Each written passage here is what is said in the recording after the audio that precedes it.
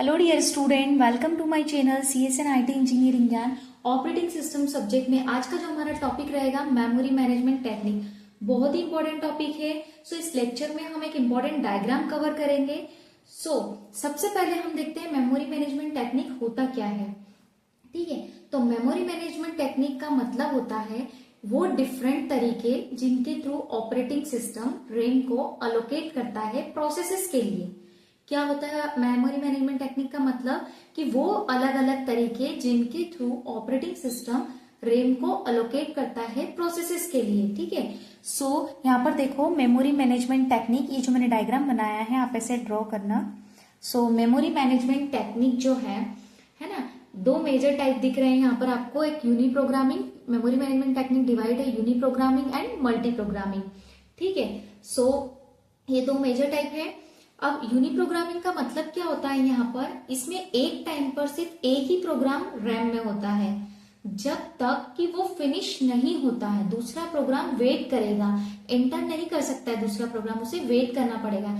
ये पुराना टेक्निक है, आज मोस्टली यूज नहीं होता है। ठीक है, जो यूनी प्रोग्रामिंग है ये आजकल यूज नहीं होता, ये पुराना टेक्निक है। इसमें एक टाइम पर सिर्फ एक ही प्रोग्राम रैम में होता है, जब तक वो फिनिश नहीं होता है दूसरा प्रोग्राम को वेट करना पड़ता है। नाउ मल्टी प्रोग्रामिंग, तो मल्टी प्रोग्रामिंग का मतलब क्या होता है कि आज के मॉडर्न ऑपरेटिंग सिस्टम में मल्टी प्रोग्रामिंग होता है, यानी कि एक टाइम पर मल्टीपल प्रोग्राम्स मेमोरी में लोड हो सकते हैं जिससे सीपीयू आइडल नहीं रहता है ना। ये आजकल ये वाला यूज होता है।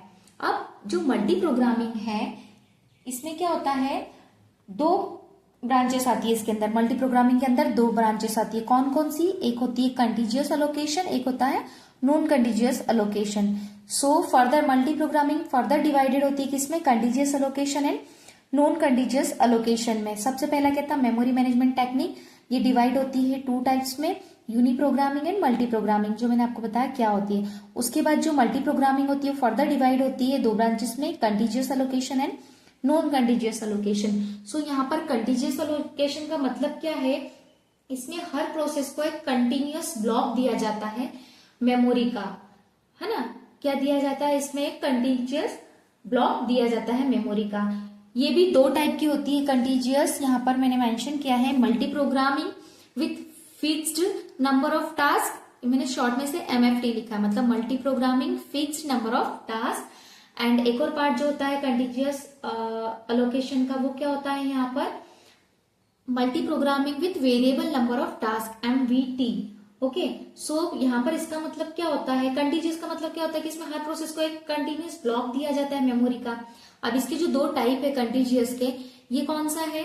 पहला जो है मल्टी प्रोग्रामिंग फिक्स पार्टीशन, इसका मतलब क्या है कि फिक्स साइज मेमोरी पार्टीशन। और जो MVT है multi programming with variable number of task, इसका मतलब क्या है कि size of partition depend on process size, किस पर डिपेंड करते हैं? प्रोसेस की साइज पर। तो जो कंटीजियस अलोकेशन सिंपल होती है,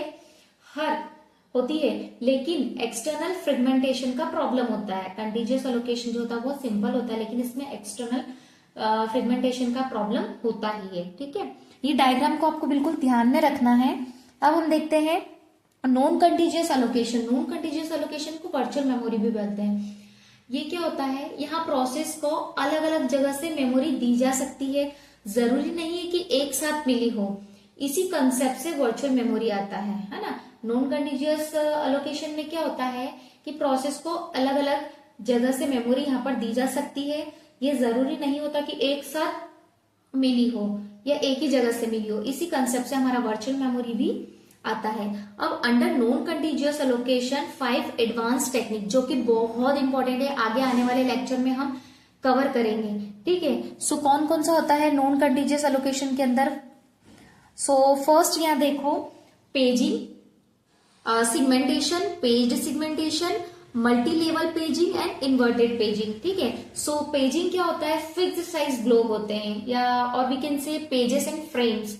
and meaning of segmentation, divide memory logically like code, data, stack. And paged segmentation means what? Segmentation के अंदर पेजिंग, है ना। पेज्ड सिगमेंटेशन का मतलब क्या है कि सिगमेंटेशन के अंदर पेजिंग।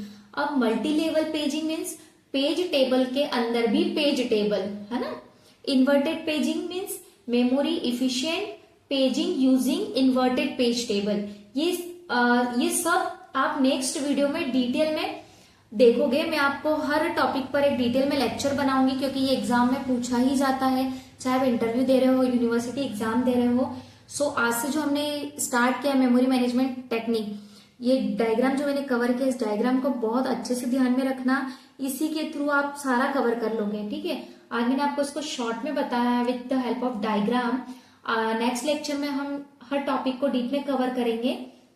ठीक है, तो कंटीजियस और नॉन कंटीजियस में क्या डिफरेंस होता है, मोस्टली पूछा जाता है। तो कंटीजियस जो है वो मेमोरी ब्लॉक है, और जो नॉन कंटीजियस एलोकेशन है वो क्या है, स्केटर्ड मेमोरी ब्लॉक है। और कंटीजियस एलोकेशन लेस फ्लेक्सिबल होता है, और जो नॉन कंटीजियस होता है वो हाईली फ्लेक्सिबल होता है। ठीक है, इस टाइप से। सो आज हमने समझा कि मेमोरी मैनेजमेंट टेक्निक क्या होती है, उसका फुल हायरार्की कैसे डिवाइड होता है, ये पूरा इसका फ्लो चार्ट है, और कंटीजियस वर्सेस नॉन कंटीजियस में क्या मेन डिफरेंट होते हैं। अगले वीडियो में हम इन सब ब्रांचेस को डीप में पढ़ेंगे। ओके, सो अगर डायग्राम एक्सप्लेनेशन सिंपल लगा हो तो वीडियो को लाइक जरूर करें, कमेंट करके बताएं कि कौन सा पार्ट सबसे क्लियर समझ आया, और चैनल को सब्सक्राइब करना मत भूलना। नेक्स्ट लेक्चर में हम बात करेंगे contiguous allocation versus non contiguous allocation के बारे में। Okay, thank you student.